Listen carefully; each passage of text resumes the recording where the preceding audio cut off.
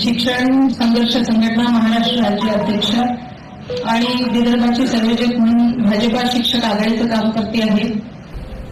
साहेब, अतिशय सुंदर असा चर्चासत्र आपण आज आयोजित केलं आणि सर्वात महत्वाचं म्हणजे तुमचे धन्यवाद की सर्व लाडक्या बहिणींच्या हातून तुम्ही उद्घाटन करून घेतलं।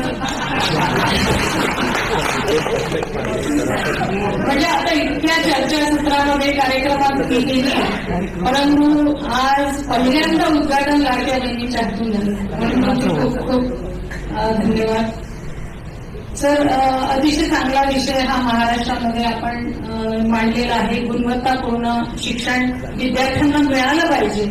पण आता मी संघटनेचं जेव्हा काम करते आणि शाळेला जेव्हा व्हिजिट देते पण तेव्हा बघते की एक खेद या ठिकाणी व्यक्त करते की ज्या ज्या शाळेमध्ये अतिशय महत्वाचे विषय आहेत जसं सायन्स आहे, मॅथ्स आहे, इंग्लिश आहे, हे या मुलांना पर्टिक्युलर ते जे मॅथ्स टीचर आहे किंवा सायन्स टीचर आहे ते शिकवू शकतात आणि बऱ्याच शाळेमध्ये अशी पदभरतीच झाली नाही, ती ताबडतोब पदभरती करण्यात यावी।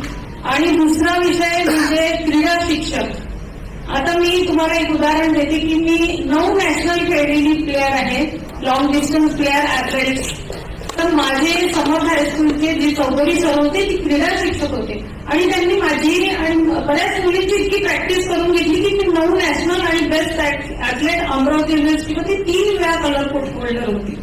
तर असे विद्यार्थी घडले पाहिजे। त्यामुळे कोणत्या शाळेमध्ये क्रीडा शिक्षकच नाही। त्यामुळे सगळ्यात महत्वाचा विषय आहे की क्रीडा शिक्षक आणि कला शिक्षक हा सुद्धा अत्यंत महत्वपूर्ण विषय आहे। मायनॉरिटीच्या शाळेमध्ये म्हणजे अल्पसंख्याकांच्या शाळेमध्ये डायरेक्ट भरती आहे आणि इतर शाळेमध्ये संस्थेअंतर्गत ज्या शाळा खासगी शाळा आहेत तिथे पदभरतीने पोर्टलद्वारे पदभरती होत आहे पण ती खूप लेंदी प्रोसिजर आहे। त्यामुळे किमान ताबडतोब सीएसपी चा शिक्षक तरी तिथे अपॉइंट झाला पाहिजे। दुसरा विषय की ज्या शाळेमध्ये पटसंख्या कमी आहे किंवा मुख्याध्यापक रिटायर झालेले आहेत त्या शाळेमध्ये सेवाज्येष्ठ शिक्षकांना आपण आर्थिक आणि प्रशासकीय व्यवहार देतो पण ते 3 महिन्याचाच त्यांना पदभार देतो। तर शिक्षणाधिकाऱ्यांनी किमान शैक्षणिक सत्र संपेपर्यंत त्यांना पदभार द्यावा।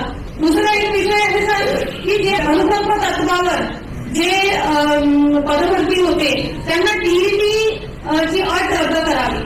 कारण एक तर त्यांच्या घरचं कोणी वडील किंवा आई मृत पावतात आणि ताबडतोब त्यांना टीईटी तुम्हाला असलीच पाहिजे ही टीईटीची अट सुद्धा रद्द करावी।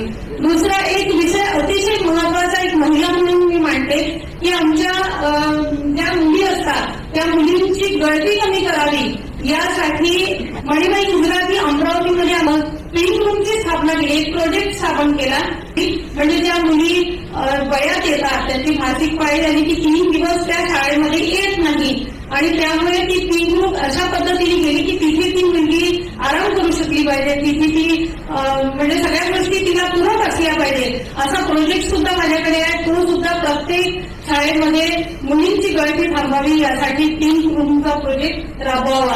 आणि दुसरा विषय असा आहे की अनेक वर्षापासून मी ज्या विषयासाठी काम करते की 2005 पूर्वी जे संस्थेमध्ये लागलेले शिक्षक आहेत त्यांची नियुक्ती 2005 पूर्वीची आहे पण 100% अनुदान त्यांना 2005 नंतर मिळालं। सगळ्यात पहिले विषयीचा जिल्हा परिषदच्या शाळेमध्ये एक शासन निर्णय निघाला की त्यांची पदभरती 2005 पूर्वी झाली, त्यांची जाहिरात 2005 पूर्वीची होती पण त्यांना 2005 पूर्वीची असताना सुद्धा जुनी पेन्शन योजना लागू केली।